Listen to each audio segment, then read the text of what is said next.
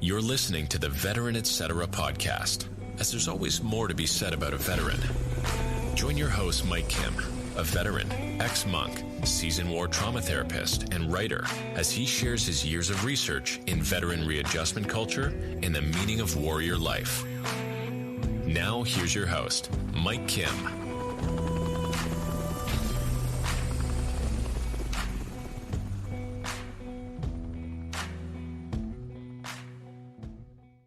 Welcome. This is Veteran Etc., a show that is dedicated towards understanding not just veteran culture, but veteran readjustment culture. This has been a concept I have developed going back to the 90s in my work with veterans and those in the military. Your host, me, Mike Kim, has served in the military 4 different times going back to 1986 and ending in 2009, and also holding hybrid federal missions working with the military, extending to 2017. Since 2017, I have been focused on researching veteran life, military life, not just active duty life, not just reserve life, not just life in the National Guard, but life after service, and looking at the nuances involved in the various narratives that circulate in our society that may join or conflict with the larger culture. Today, I present an audio essay just after Christmas, and this essay is focused on military and veteran mentorship. Mentorship is an important ingredient, not just towards leadership and management, but it is important for the wellness of the warrior. The word mentor goes back to ancient Greece in its narratives of mythology, and the meaning is this. According to the Webster's Dictionary, mentor is someone who is experienced and trusted to provide guidance. Notice I mentioned experienced and trusted.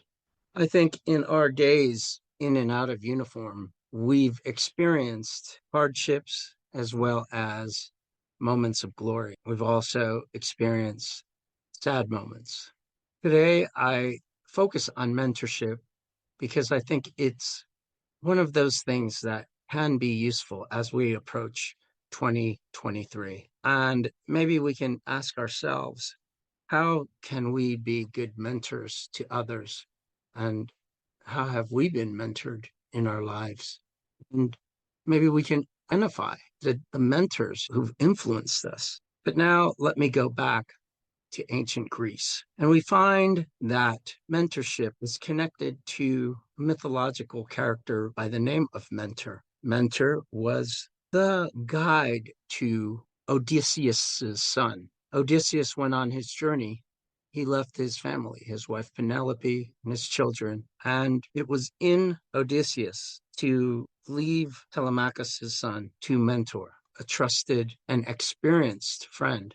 Notice, I mentioned trusted and experienced. In other words, Odysseus didn't just leave his son to someone he just trusted without a level of competence, nor did he just leave his son to someone who had vast skill and experience. I think in our veteran journey, or when we look at our time wearing the uniform, I think it's important to identify those mentorship moments in our lives in uniform and those after wearing the uniform. What am I trying to point out?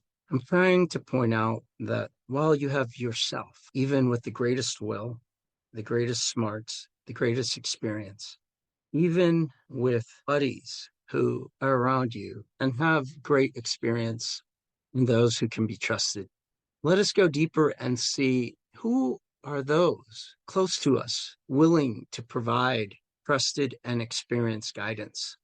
Who are those in our lives who gave of themselves to us when it was not all that convenient to do so? I've had the fortunate reality of having numerous mentors along the way.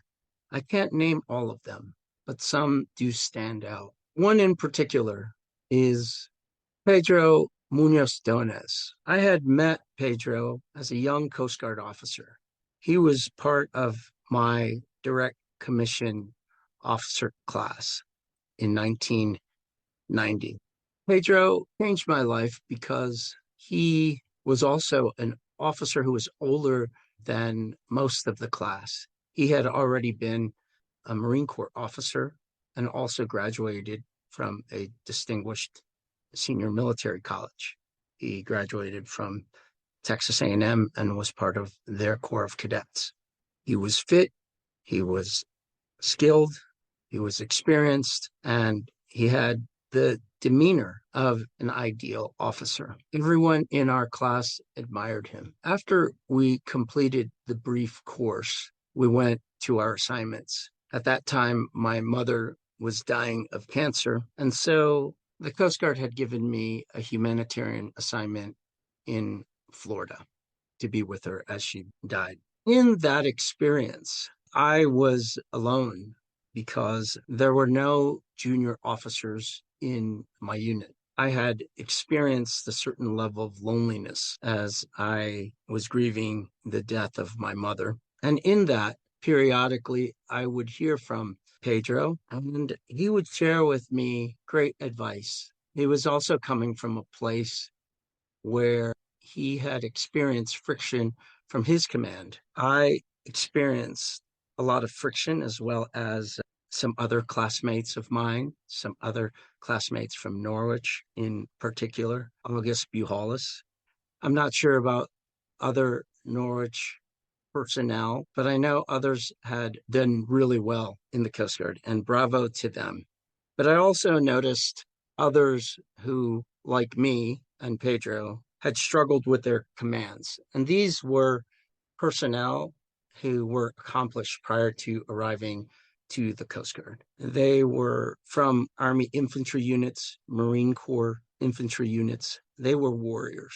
So you had in the Coast Guard, in that experimental class, folks who had experienced the military as warriors prior to joining, and you had others who were not in combat arms, who did not have that experience, but nonetheless were still highly qualified.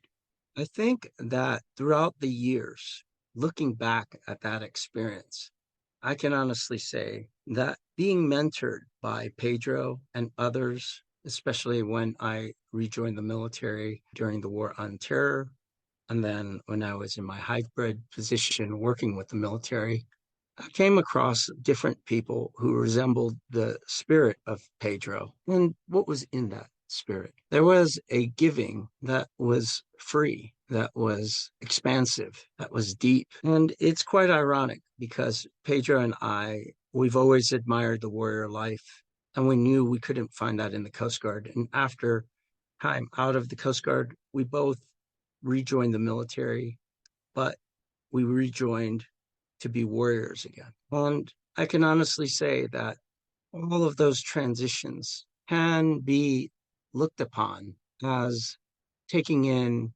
trustworthy and experienced guidance from Pedro, because I was only 21 years old. And I remembered his words, and I took those words throughout my journey. I also took on the words from Father David Pratt, who was my chaplain when I was in the Marines and had helped me with my calling towards becoming a Dominican friar monk in the future, as well as to help me in the bereavement process. Because when I was in the Coast Guard, there was no support for myself or my family during this difficult time. I don't say these words to blame anyone or to blame an institution. I just present reality. And that's a reality that you might have experienced as a civilian or as someone who was in the military. At times, you're just left there without any support.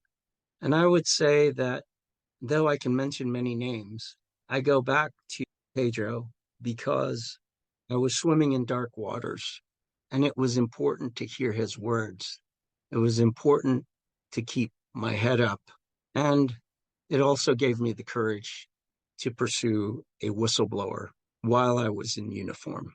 It was not a traditional whistleblower, but nonetheless, it was a whistleblower, and it was effective in regards to mobilizing me through other things, such as going to Yale for graduate school. As I think about Odysseus, I think about how Mentor played such a role in guiding Odysseus's son.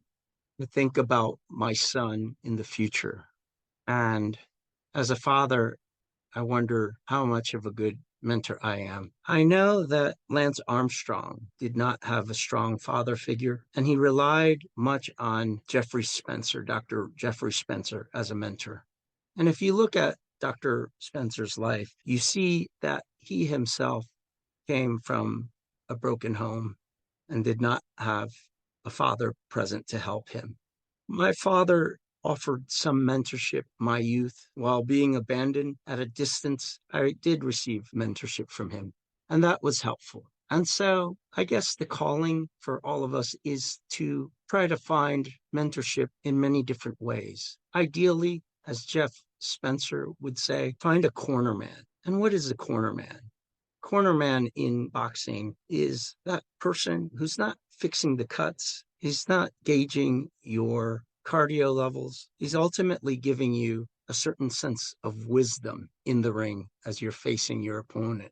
He's getting you to look at the tactical reality that you're facing. He's also trying to inspire you, much like Mickey Goldmill was to Rocky in the fictional story movie Rocky. It was interesting because in one of the different Rocky movies, you find Rocky Balboa reminiscing about his cornerman, his coach, his mentor, Mickey. And there's a scene, Mickey tells Rocky that he's there to protect him, to help him, but also to make sure that he's okay even after fighting, but to be effective, to be an effective fighter, warrior outside of the ring. Ideally, finding a mentor who can help us in and out of the ring of life is tremendous. Recently, as I experience my doctoral proposal defense, I view my doctoral committee as not, well, they are not the enemy. They are not these critics that are trying to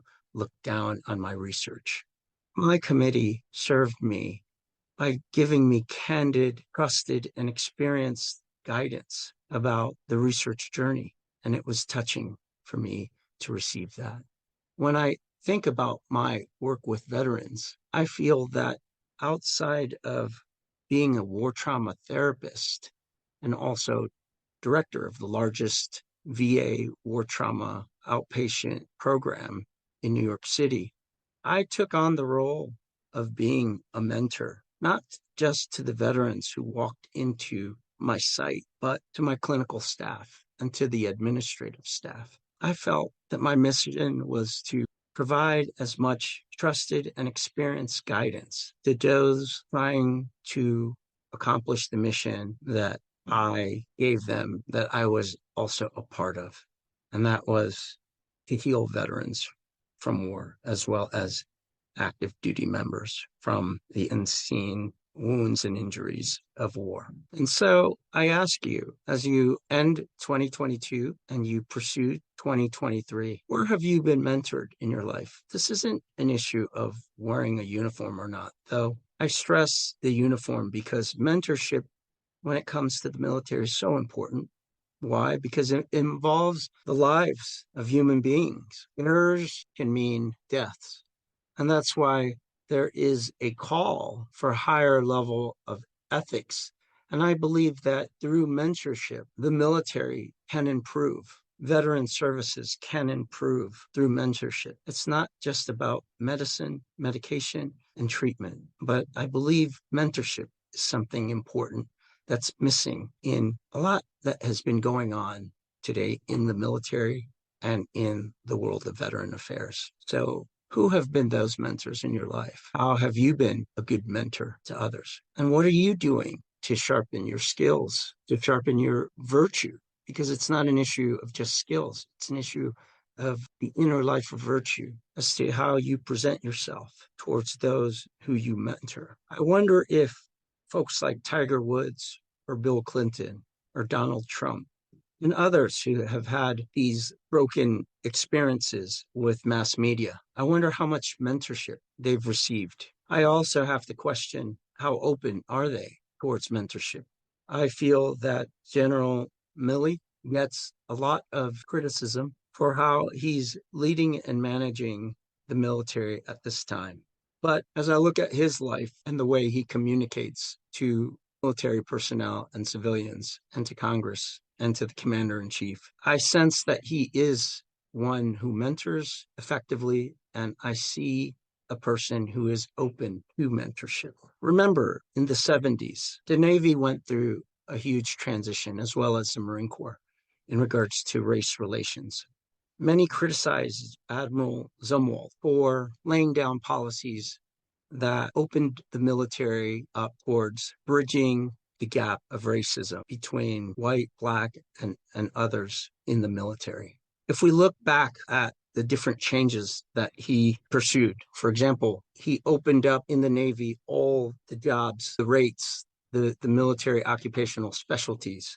And so if you were Latino, Black, or Asian, you were not just in the galley, in kitchen services. You were able to compete for other jobs in the Navy. He also expanded the officer corps, and he did many different things to open up the Navy and also encourage the Marine Corps to open up. This took a lot of courage, and back then there was a lot of heat towards Admiral Zumwalt.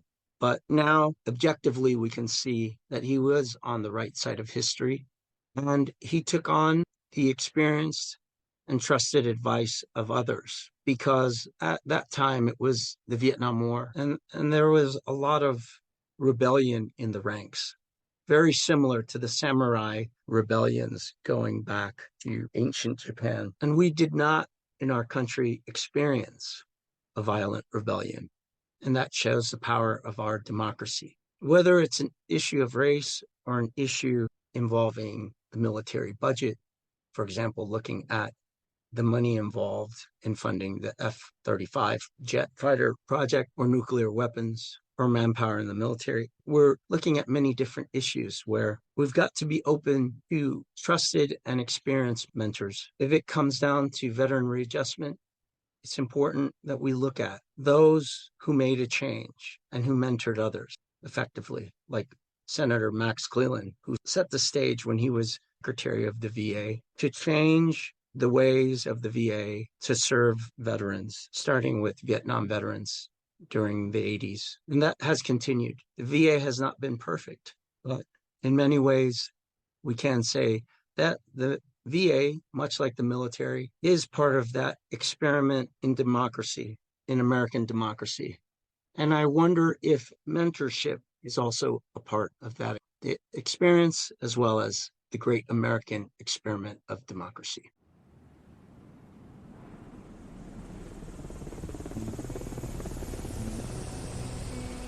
Veteran Etc. invites you to join us again with your host, Mike Kim, every Sunday.